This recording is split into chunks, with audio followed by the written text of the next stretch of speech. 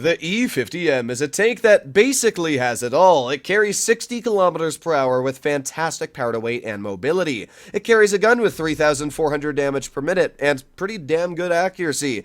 It carries fantastic armor frontally and also some pretty good hull down capabilities and a turret actually capable of bouncing shells. The E50M has just about everything you would want in a tier 10 battle, especially judging that, again, it is a medium tank and it has the ability to bounce heavy shells.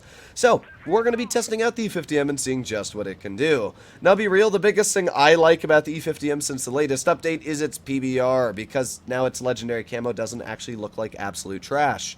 Both legendary camos are cool. I just like the historical one a bit better because, I mean, I kind of like historical stuff. So, let's push up here and see what we can do. We got an E50M in mid. Not sure if this guy's going to continue poking, but we're just going to kind of chill here for now. Not exactly sure exactly where the entirety of the enemy team is, but we have spotted 2 vehicles, which is at least a little good. There you go. And, well, we spotted a Skoda, and unfortunately we missed the Skoda. That's just a bit of bad luck, I guess. But we got a couple more seconds left. Let's reload. There you go. Nice shot. 370 damage. I'll take it. And we reload in just a couple more seconds. Oh, no, I thought that guy was on the other side, but, I guess he did actually go this way. Okay, so at this moment here, we got our 57 Heavy trying to sit hull down, which is just a bad idea in general. I mean, I don't know why you would do that. But we're just going to kind of wait here and see if the enemy tries to cross. If they do, then we should be able to get at least a little bit of damage out. We also got this TVP. There you go. Nice shell in and angle the tank. There you go.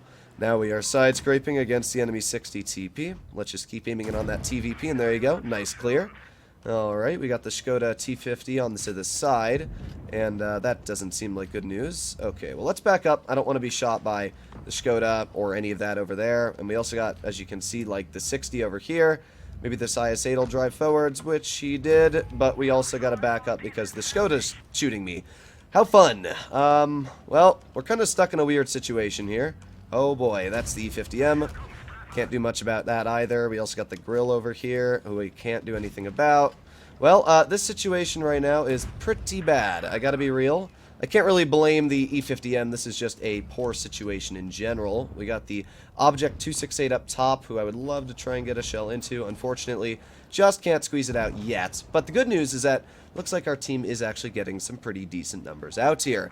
It's a 6-3 right now, which is pretty good, honestly. And yeah, all that's left over here. Oh, I lied. There is nothing left over there. The 60 just got nuked. Alright, well, not a bad game at all. You will notice there is one downside of the E50M, and that is just how large the vehicle is. Because it's such a tall, big old chonky tank, it gives the enemy a lot of opportunities to just, you know, shoot at you, which is something that you don't necessarily want. Now, I'm just going to ram this E50M, which will clear him, and then we're going to shoot at this one with a nice standard shell for 425. And there you go, ladies and gentlemen. Not a crazy game by any means. And we got a nice 252 ram into the rear of that E50M, which might have just broken us over 3,000 damage. Let's take a look. Victory! And we were able to deal, come on, give me the numbers, 3,021 damage. So just able to break the 3k damage barrier with that ram in the end.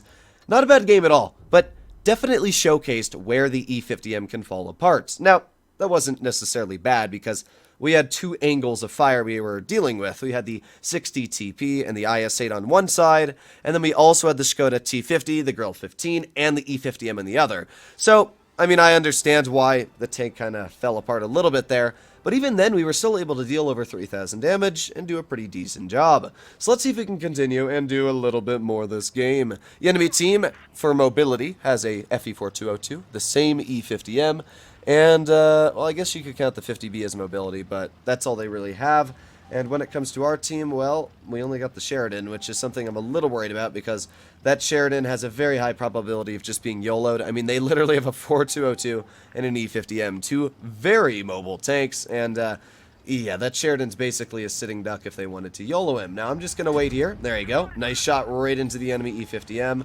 Oh, we almost got shot by a Hess shell because of our Mark 6 there, but we're all good, which is at least a bit of good news, right? So, Sheridan does get a nice pen into the enemy E50, which is pretty sweet, actually.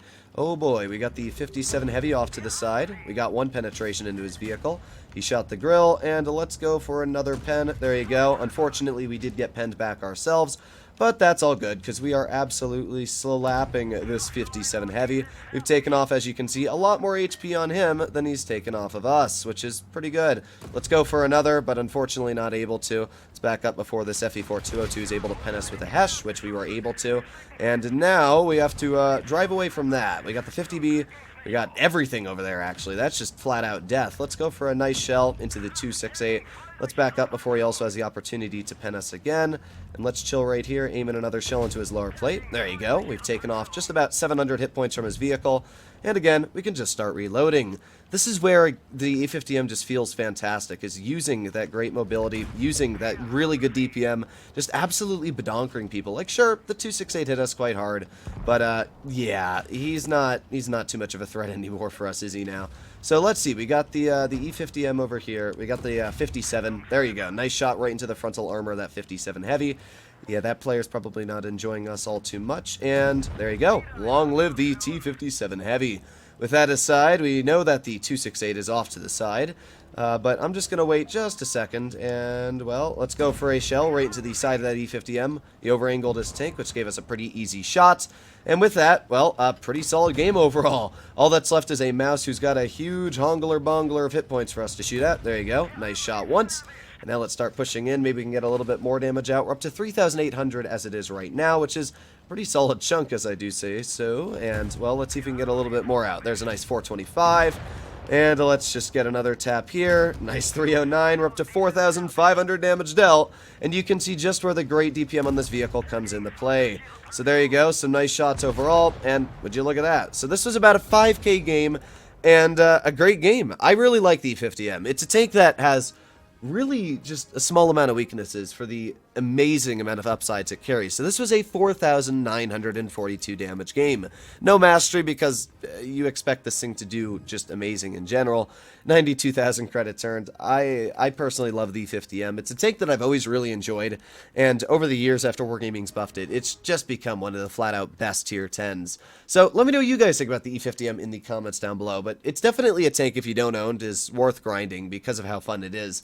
The only other medium I can really compare to this playstyle is almost like a WZ-121 mixed with a Patton. It's a weird tank because it's got gun depression of 8 degrees, really strong turret armor, really stupid hull armor, it's just got everything. There's not much else to say.